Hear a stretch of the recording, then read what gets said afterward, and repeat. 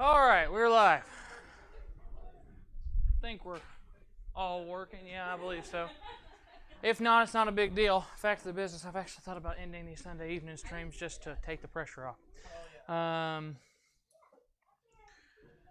Quick report: the last of the bibliology live streams aired Tuesday.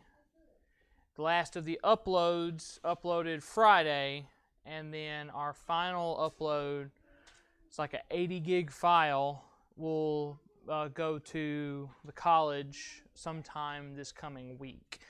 So we have wrapped that. Little bit of technical news. Microsoft next year is upgrading, is going to be if any of you remember Windows 7 and being forced to upgrade to Windows 10, they're doing that with Windows 11 this coming next year. Now, that's not an issue that any of you would have to worry about except for me, except there is certain hardware that they are... Yes, basically. They're saying that it's a security thing. It's a file protection thing. They want Windows to be a very secure platform, and personally I appreciate that. I don't want anybody peeking around in my stuff any more than anybody else does. But what it means is older pieces of hardware, specifically our computer back here that I just a couple of 6 months ago got the drive swapped out on to make it last longer, are going to start becoming obsolete. I don't know if our hardware configuration is going to be one of those that's going to be, yeah, you can just go straight to Windows 11 or not. Dell has a pretty good relationship with Microsoft, and so it honestly depends, but basically anything that was made before 2016,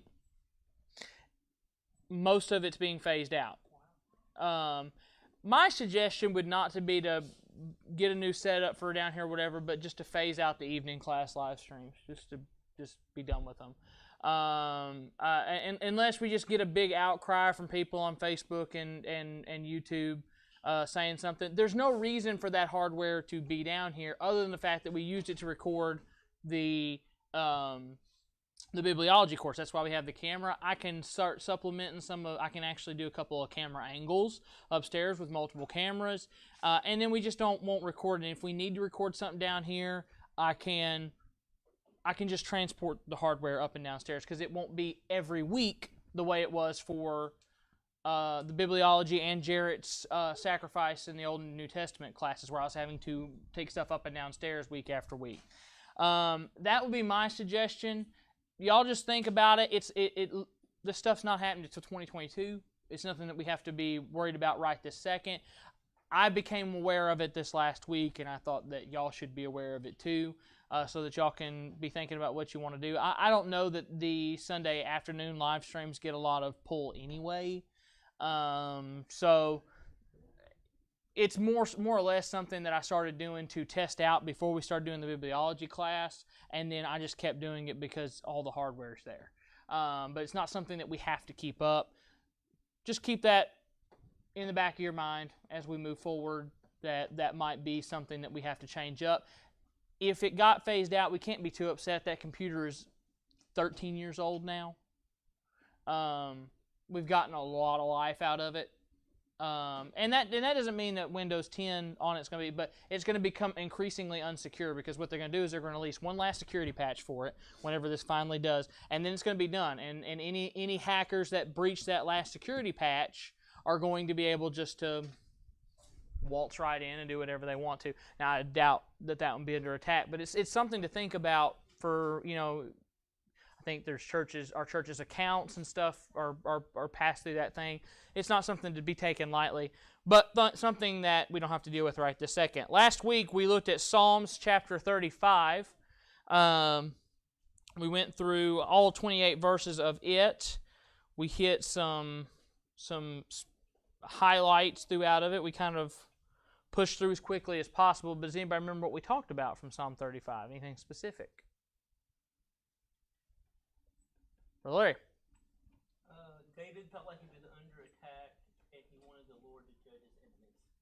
Yep, that's right. That's kind of the brunt of the chapter, the central thought and theme of it for sure. Anybody else?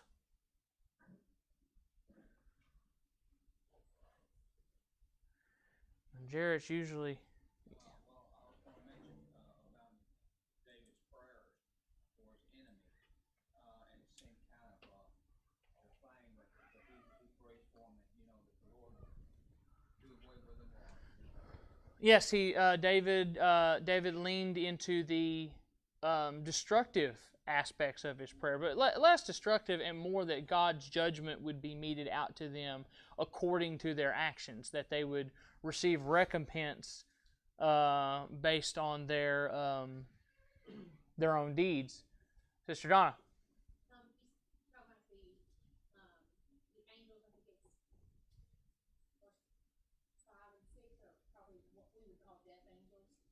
Yeah, there is some correlation in some of the stuff that I read that the angel of the Lord could be a reference to the same type of beings that were actually specifically the angel of the Lord is referenced in this manner back when the Assyrians were besieging Jerusalem. And they woke the next morning and 185,000 of them were dead. That this could be an allusion to the same being. We talked a little bit about death angels and a potential role within God's celestial hierarchy that might exist. We know that there was one that performed all the slaughter for the firstborns in Egypt.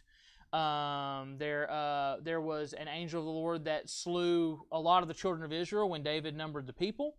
And we talked briefly about that. Not that this was the full brunt of the chapter, but there is a reference to some type of angelic being that David wanted, kind of almost like a rabid dog, kind of sicked on them, if you will.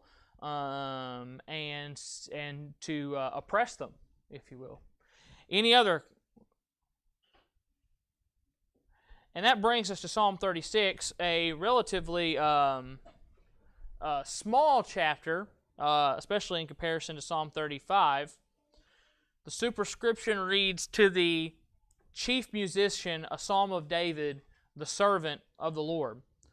Psalm 36 is largely an examination of what it looks like, what it looks for a Christian to look upon the wickedness of others and be baffled at that decision making. The first verse reads, "The transgression of the wicked saith within my heart, that there is no fear of God before his eyes. For he flattereth himself in his own eyes, until his iniquity be found to be hateful. The words of his mouth are iniquity and deceit. He hath left off to be wise and to do good. He deviseth upon him his bed. He sitteth in a way that is not good. He abhorreth not evil."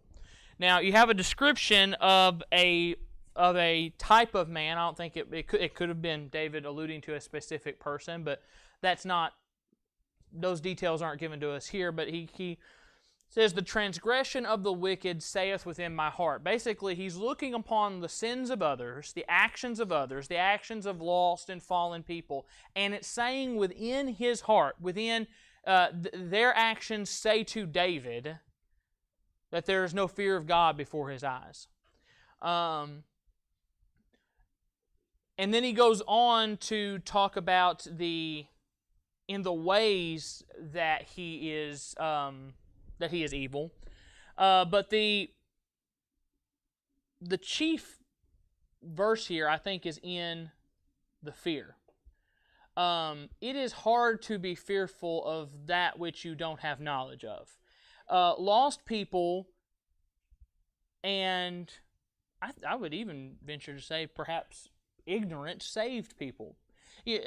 ignorance of God's law is no excuse from God's law, but ignorance of it would allow you to not be fearful of it. How can you be fearful of a transgression that you do not know exists? And David says the transgressions, the things that people do outside of us, the things that we find important, we're like, why aren't they getting punished for this?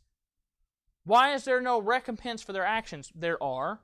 A lot of times they're a lot like the recompense for our own actions. It takes a while for that stuff to play out. But David says they have no knowledge of God. The fear of the Lord is the beginning of all knowledge.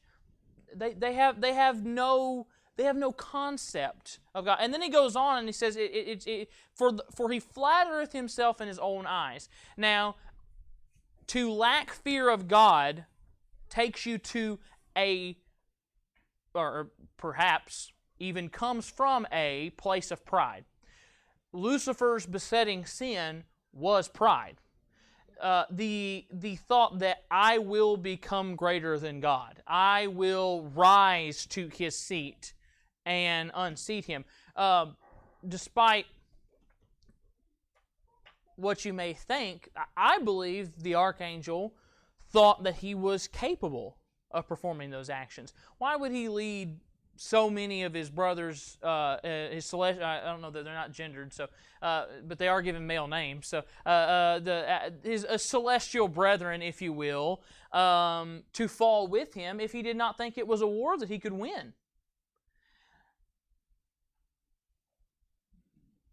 A newly created angelic being looked upon his own power and his own prowess. And make no mistake, archangels are very powerful.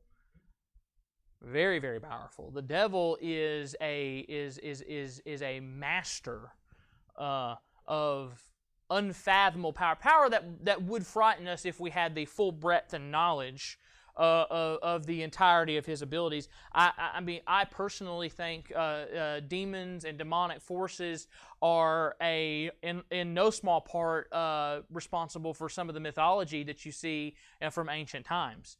You don't get these figures and these stories and these myths and tales from just somebody sitting around a campfire making stuff up. They saw things, they interacted with things, and it was just opportunities for the devil to display his power. And he does have a lot of it. He talked in Luke chapter 4 directly with Jesus and interfaced directly with him on the things that he could give him. His knowledge and breadth of the Scriptures is probably unparalleled. He knows the Bible better than you do. How do you form the best lie without knowing the full breadth of the truth? You know. But this place of pride is where you get this lack of fear of God. I don't have fear of God because I don't believe in God. I'm not controlled by God. God is and I think this is even for the area, you see this kind of like pseudo-Christian where they believe in Christianity but they're not really Christians. You get a lot of that kind of in these Bible Belt type areas where even the Bible Belt's getting stretched pretty thin.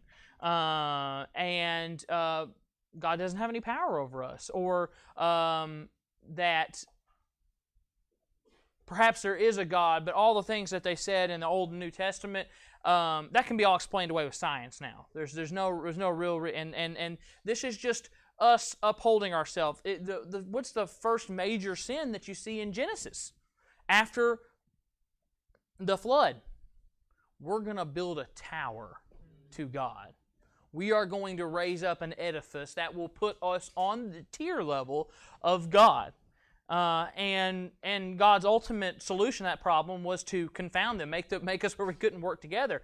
I think it's very interesting, especially in the internet age and the way that we're able to communicate now. You can communicate anywhere on the globe right now. And you're starting to see all the nations of the earth sort of start trickling back together. Politics and borders, I think, are about the only thing that keeps everybody apart now. But we're coming back toward Babylon. God confounded us for a reason. We weren't all supposed to be able to work together. And yet, here we are 4,000 years later, and we're starting to make our way back to one world government. I think you see some of that stuff foreshadowed in Revelations.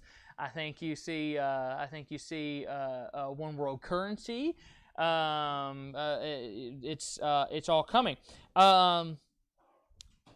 Until his own iniquity be found to be hateful. The words of his mouth are iniquity and deceit, and he hath left off wise to be wise and to do good. Now it says that it almost sounds backwards the way that it's written, but if you pay attention to the verse says, the words of his mouth are iniquity and deceit.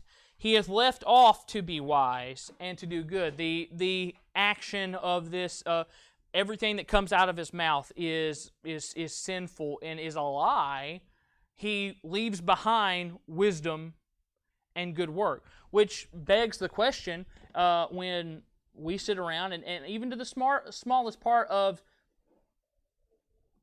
I think we throw it under the guise of I'm just letting off some steam.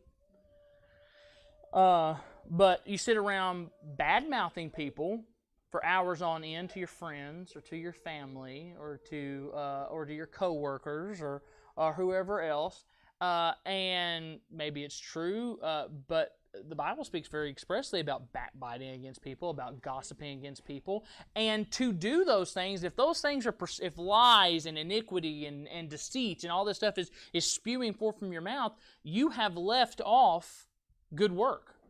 You have taken a specific road away from God, and beyond that, wisdom. Because this stuff always comes back and bites us. When we start running our mouth will always find us. I'm always reminded of the episode of the Andy Griffith Show where he puts one of his shoes up on the desk and he goes, "How do I get this great big foot, all of it, in my mouth?" And we find a way to do it every single time. Because a lot of time, your quietest person, your most thoughtful person, that's the person that's got real wisdom. That's the person that's got somebody to pay attention to, because they're not running this. They're being observant. They're watching. They're learning from the Scriptures, and they're just letting everything thing play out before them, without having to do a whole lot of gum pounding behind it. And Baptists were some of the worst because we feel like we need to talk the most. I don't know why. We talk a lot. And we talk a good game. But this constant just mouth sewage that we put out has got to stop eventually.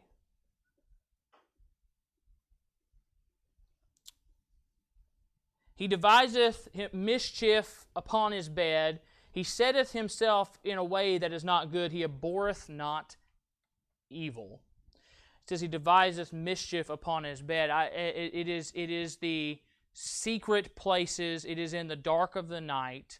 It is when you think no one's watching and no one is looking, that the most heinous crimes that we can commit against God and our fellow man are devised. And moreover, I like that the psalmist, and on all of this is really this way, but specifically in verse 4 in the middle, he setteth himself in a way that is not good. The fault of all of these problems that are being created, whose fault is it? He flattereth himself. The words of his mouth, he hath left off, he deviseth. Who's he talking to? The fault of all of these actions are that person's. We live in a day where, for whatever reason, personal responsibility is just out the window. Right. We don't believe that any of anything is anybody else's fault.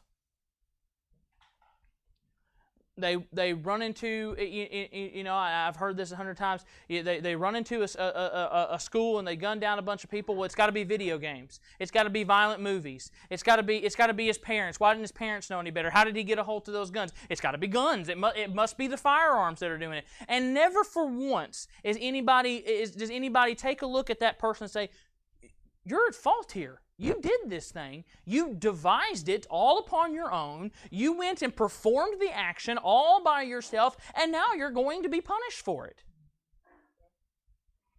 When I sit down and correct my children, especially with Gracie, who's able to really communicate with me now, I like to sit her down and I say, do you understand why you're fixing to be punished? And almost always, the first thing out of her mouth is some type of explanation on why she did the thing that she did. I said, I don't care about the circumstances. Circumstances notwithstanding, why are you getting punished? And usually it's in the smallest, little saddest, crying little voice. I did X, Y, or Z. Whose fault is it? It's her fault. But, and this is the kicker, then the punishment is also your fault. Why are there thousands, millions, billions of people in hell right now? It's their fault. As harsh and as hard and as stringent as that line of thinking is, that is the size of it. Well, Adam, they were born with the sin nature. Are they sinful? Did they continue in sin? Did they live out even? Brother Lawley and I were talking about Edsel, and he said that you don't have to teach them manipulation. You don't have to teach them how to lie. You don't have to teach them. All of that is built in from day one. You have to teach them all the important stuff that they need to get around, like go to the bathroom and how to be a decent human being. For whatever reason, that doesn't come pre-installed. But all the horrible things about humanity are right there from the beginning. And it is that very fact, being evil right from the beginning, that so many people are in hell right now. And you know what? A lot of them go on, because they started out evil, to live evil lives. And you say, well, there's a lot of upstanding people. Oh, yeah. And you know what? The Bible says your righteousness is as filthy rags. Your ability to try to do good is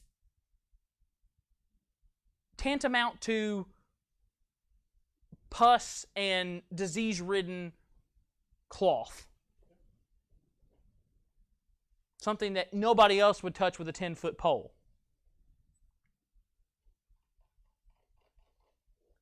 The reason that we, as saved people, get in trouble, it's our fault. And the simple acceptance of personal responsibility is something that even in Baptist churches we've forgotten to do. Why do we have no visitors no more? Have you taken the mirror and looked at yourself lately? I'm not saying it's you, but do you know it's not you? In the previous chapter, David, like he had in chapters before, asked to be judged, to have God pass judgment on him. He wanted to know for sure that he was in the right. And we have no interest in knowing for sure if we want to right. You want to know why? Because we know that we openly sin. And so everything that comes our way, destruction of assemblies, inability to further the gospel, death, sickness, hardship, financial hardship, whose fault is it? It's your fault.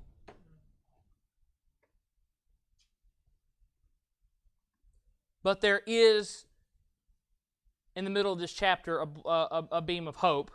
Thy mercy, O Lord, is in the heavens, and thy faithfulness reacheth the clouds. Thy righteousness is like the great mountains. Thy judgments are great deep. O Lord, thou preservest man and beast. How excellent is thy loving kindness, O God.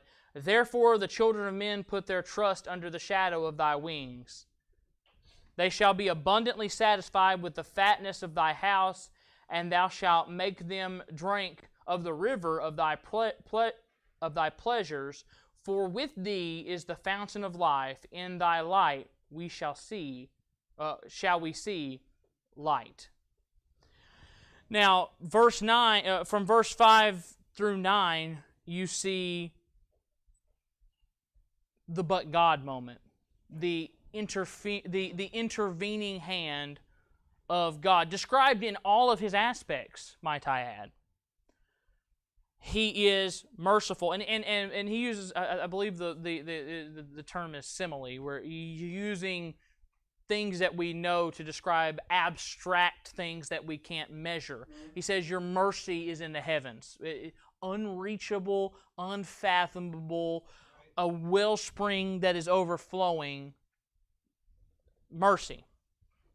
Thy faithfulness reaches the cloud. Righteousness like great mountains. And then here's another one. You can see mercy, you can see faith, you can see righteousness, all aspects, but this is one that we don't like putting on him, judgment. Thy judgments are a great deep. It's like the ocean.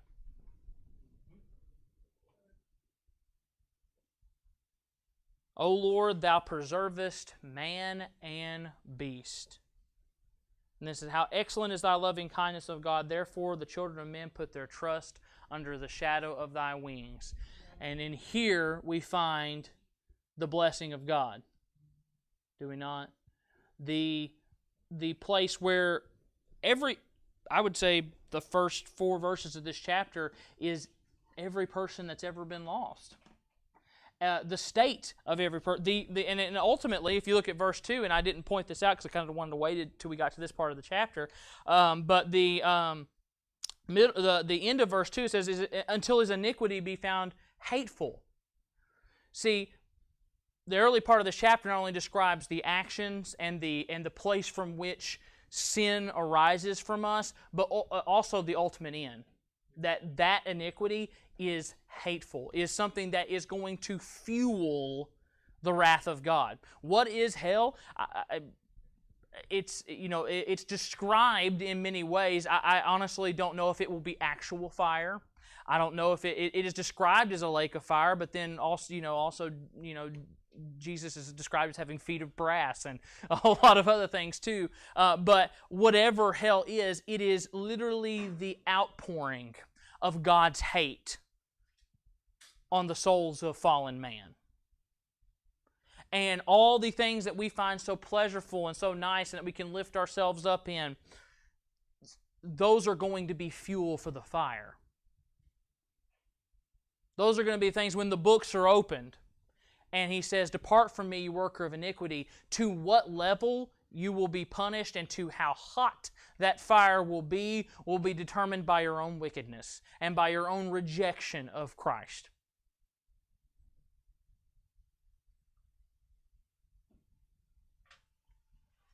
But there is a place where we can find refuge. It says, how excellent is thy loving kindness, that men put their trust in God to get under the shadow of His wings. And therein do we rest. And the problem is we don't reach out and try to draw anyone else up underneath the wings either. We do not have hands that are open and ready to help. We do not display the same loving kindness that was displayed to us. Jesus looked on filthy, worthless sinners and a lot of time had lunch with them. Why? Not because he wanted to be buddy-buddy with an adulterer, or that he thought that, as Brother Junior taught a little bit this morning, that Zacchaeus was such a great thief of everyone's money. No, but that was an opportunity for him to display himself as someone who, even the most vilest of sinner, a publican, could be redeemed in the eyes of Jesus. That's why we should be going to these people. That's why we should be reaching out to, not because we want to be buddy-buddies with them. I've heard you need to go to the bars and you hang out there to testify to people. You don't necessarily need to. I guess there's nothing wrong with that. You're going to be surrounded by wickedness, but it's that type of person that is so marred down that's the one we need to reach our hand out for and clasp and hold on tight and don't let them go until something's done for them. Verses 8 and 9 talk about the final end of those that are under the wings. They shall be abundantly satisfied with the fatness of thy house. Reward. Ultimate reward. We talked about depart from me, you worker of iniquity, but about those that say, well done, thy good and faithful servant. Enter into the joys of the Lord. And why? All of it, why? If you look from verses 5 to 8, it is crowned in verse 9 with a piece of, with a verse that I think is prophetic in this psalm of our Lord Jesus Christ. For with thee is the fountain of life, a wellspring of water. What did he tell the woman at the well that he was? If you'd known who he was, paraphrasing of course, if you know who he was talking to, you would ask me for a cup of water that would last for eternal life, a wellspring. Well, give me this water. In thy light shall we see light. O continue thy loving kindness unto them that know thee, and thy righteousness unto the upright heart. Let not the foot of pride come against me. Let not the hand of the wicked remove me. Now, verse 10 and 11 are requests. He says, let the loving kindness, the thing that is the turning point of the chapter. We have a display of who God is from verses 5 and 6. In verse 7, you see the sheltering wings. And why? Because of the loving kindness. And he says, let that continue for those that believe. And then verse 11, let not the foot of pride come against me, and let not the hand of the wicked remove me. I think, we talked about pride in verse 2, that David was looking, and if you look at the verse first, it's observing sin and then examining sin. And David looked and examined and says, don't let that happen to me. Don't let me become like them. Not in a actually made this joke, if you will, to Brother Lawley during the lunch hour. Not like the Pharisee that says, Lord, I'm glad I'm not like this publican. He's not saying it like that. He's looking out there and says, there but by the grace of God go I, and let that grace continue. Uphold me by thy righteous and powerful hand, because I fall without anything else. I have no power or ability within myself to display any of the righteousness that was displayed for me.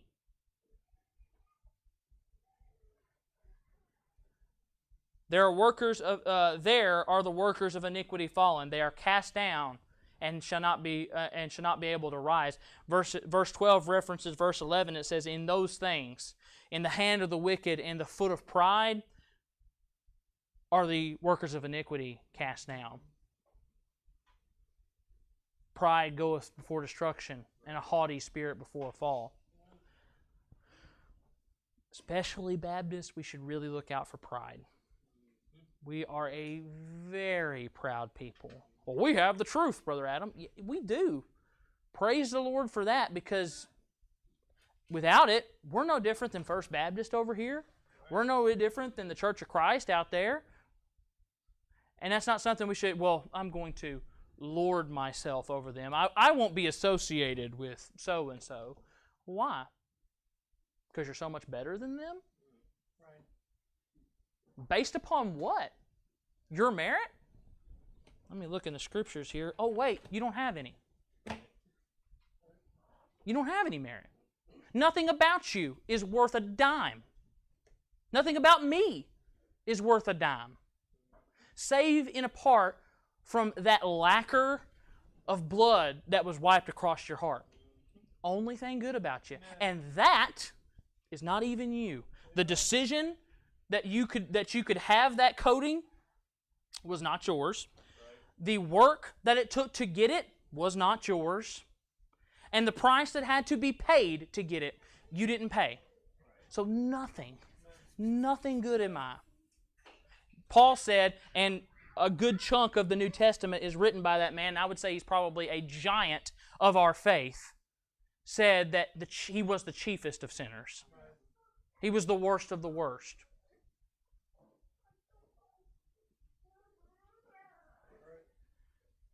Let us pray that we not fall and be cast down, that we're not able to rise again. Because our own mouth and our own pride and our own actions, they have ruined people, saved people. Did it make them unsaved? I don't believe so. I don't think there's a way you can reverse the work of God. But boy, it sure did destroy them. destruction, destruction doesn't necessarily mean that their life, that their soul is ruined, but their life can certainly be. But by the grace of God go I. Any questions or comments on Psalm 36 before we wrap for the day? Thank you all very much, and you have a good week.